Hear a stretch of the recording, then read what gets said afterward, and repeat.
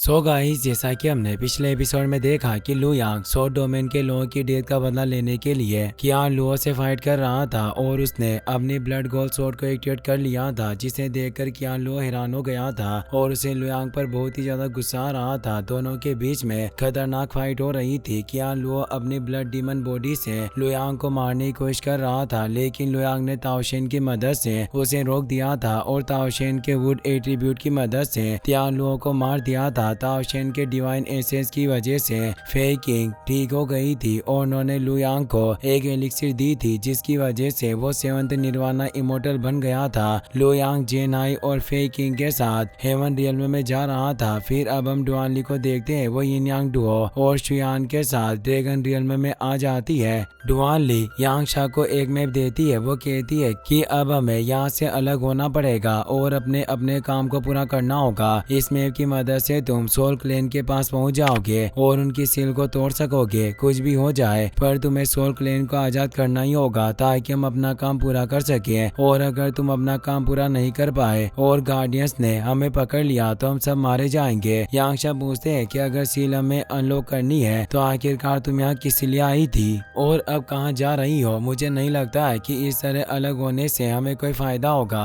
अगर हम साथ रहेंगे तो गार्डियंस का मुकाबला करके भाग सकते हैं, वरना वो हमें आसानी से मार देंगे। इसीलिए बेहतर होगा कि तुम हमारे साथ रहो और सील तोड़ने में हमारी मदद करो। डुआनली कहती है कि तुम्हें समझ में नहीं आ रहा है कि गार्डियंस को पता चल गया है कि हम सोल क्लेन की सील को तोड़ने के बारे में सोच रहे हैं, जिस वजह से वो सब अलर्ट हो गए हैं और हर रियल्म पर नजर रखे हुए हैं। अगर हमने साथ मिलकर सोल क्लेन की सील को तोड़ने की कोशिश की तो उन्हें हमारे बारे में पता चल जाएगा और हम सब मारे जाएंगे। इसीलिए मैं तुमसे अलग होकर उनका ध्यान अपनी तरफ करूंगी ताकि वो सब अपने रियल्म को छोड़कर मुझे पकड़ने के लिए आ जाएं और तुम आसानी से सोल क्लेन की सील को अनलॉक कर सको। इससे तुम्हारी जान को भी कोई खतरा नहीं होगा। ईशा कहती है कि मैं जानती हूँ कि तुम ऐसा दिखाना चाहती हो कि तुम्हें हमारी जान की परवाह है, पर असलियत में तुम्हें सोल क्लेन की सील को तोड़ने की फिक्र है। तुम्हें डर है कि कहीं हमें गार्डियंस ने पकड़ लिया तो हमसे वाली एम्ब्रा स्वॉर्ड छीन लेंगे और तुम कभी भी सोल क्लेन को आजाद कर नहीं पाओगी। डुआनली कहती है कि ऐसा बकवास करना बंद करो और अपने काम पर ध्यान दो। हमारे पास सिर्फ 10 दिनों का वक्त है, इसीलिए तुम्हें सब कुछ जल्दी और वक्त पर करना होगा, वरना हमारा सारा प्लान बर्बाद हो जाएगा। ये कहकर डुआनली रेवन में ट्रांसफॉर्म होकर वहाँ से चली जाती है। फिर हम 7 दिन बाद का सीन देखते हैं। लू यांग जेनाई और फेई किंग के साथ हेवनली वेस्टर्न रियल्म में आ जाता है। जेनाई फेई किंग से कहते हैं कि अभी सिचुएशन बहुत ही ज्यादा खराब है और मैं नहीं चाहता हूँ कि तुम वापस जेन युआन सोर्ड सेक्टर में जाओ। फेई किंग कहती है कि तुम्हें मेरी फिक्र करने की जरूरत नहीं है, मैं अपना ध्यान रख सकती हूँ। तुम्हें कुछ भी करके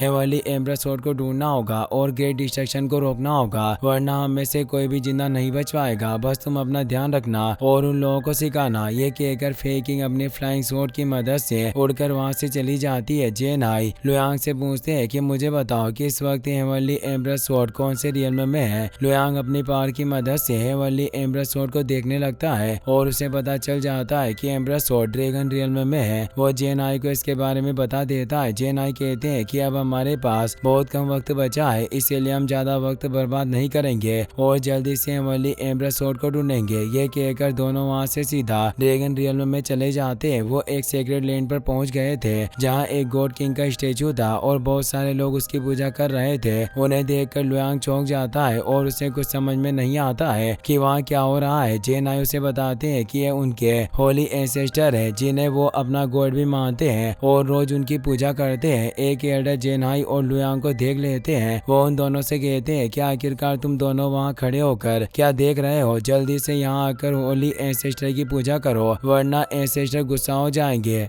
जेनाई और लू यांग एंसेस्टर के स्टेचू के पास जाने लगते हैं। एल्डर उन्हें कहते हैं कि अभी होली एंसेस्टर को खुश करने के लिए हम सेक्रीफाइस रिचुअल कर रहे हैं, तो बेहतर होगा कि तुम उन्हें 500 स्पिरिचुअल स्टोन्स दे दो ताकि एंसेस्टर खुश हो जाए। वहाँ एक आदमी को फर्नेस से बांधा हुआ था और उस फर्नेस के नीचे आग जल रही थी, तो जेनाई उस फर्नेस के अंदर 500 स्पिरिचुअल स्टोन्स डाल देते हैं और लू यांग के साथ स्टेचू के पास जाने लगते हैं। तभी इमोर्टल हाउरी गॉड किंग सेन यू के साथ वहाँ जाता है। वो लू यांग से कहता है कि मैंने कभी भी नहीं सोचा था कि मैं तुमसे यहाँ मिलूंगा। ये दुनिया सच में बहुत छोटी है। घूम फिर कर हम दोनों फिर से एक दूसरे के पास आ गए और तुम्हें देखकर मैं हैरान हूँ। सेन्यू के कहने पर गार्ड से लुयांग और जेनाई को घेर लेते हैं और उन्हें मारने के लिए तैयार हो जाते हैं। लुयांग हाओरी से कहता है कि मैंने भी नहीं सोचा था कि मैं तुमसे दोबारा मिलूंगा। मुझे तो ऐसा लग रहा था कि वॉर के बाद तुम्हारी भी डेथ हो गई है, पर हैरानी की बात है कि तुम अभी तक जिंदा हो। इससे हाओरी को बहुत गुस्सा आता है। वो कहता है कि ये सब बकवास करना बंद करो। अगर उस वक्त तुम लॉर्ड की त्यान को नहीं मारते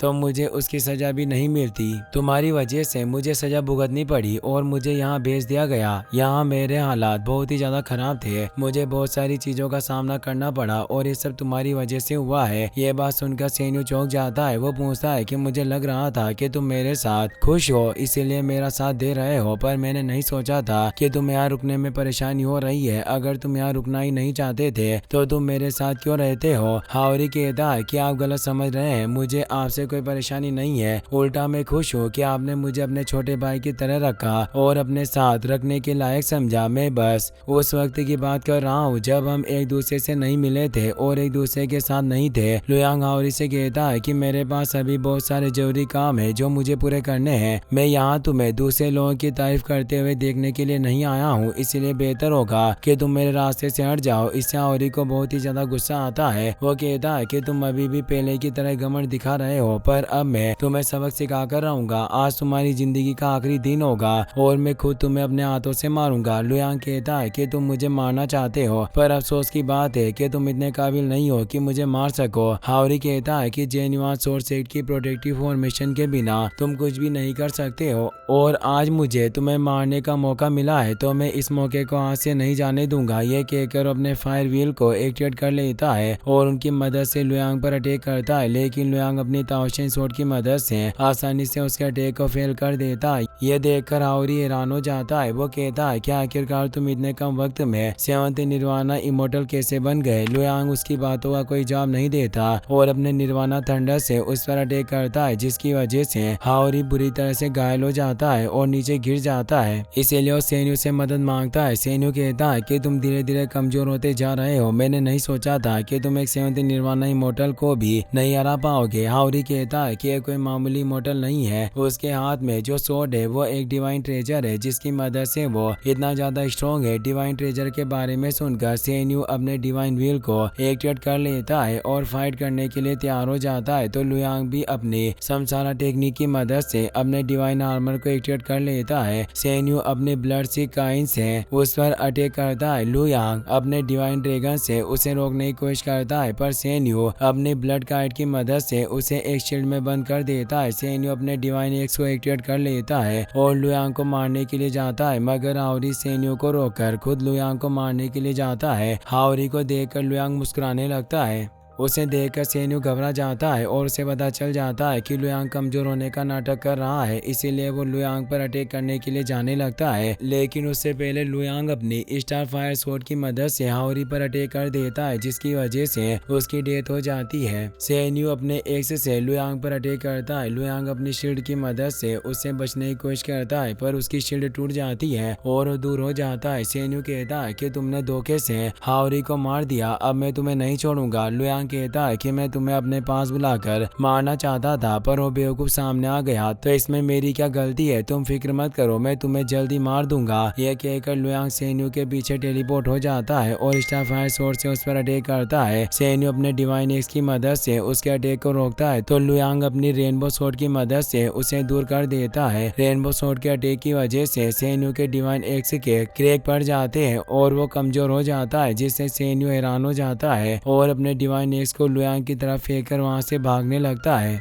लुयांग उसके एक्स को दूर कर देता है और जेनाई सेन्यू के सामने आ जाते हैं। उन्हें देखकर सेन्यू घबरा जाता है। जेनाई अपने सोर्ड स्लेश से सेन्यू पर अटैक करता है, जिसकी वजह से वो जमीन पर गिर जाता है और उसकी डेथ हो जाती है। लुयांग और जेनाई वहां से आगे बढ़ जाते हैं। कुछ वक्त बाद गॉड किंग जी वू लियांग वहां आता है। वो कहता है कि होली एंसेस्टर से जाकर कहो ये वो लोग हो सकते हैं जिन्हें वो ढूंढ रहे थे। इसी के साथ ये एपिसोड यहीं पर खत्म हो जाता है।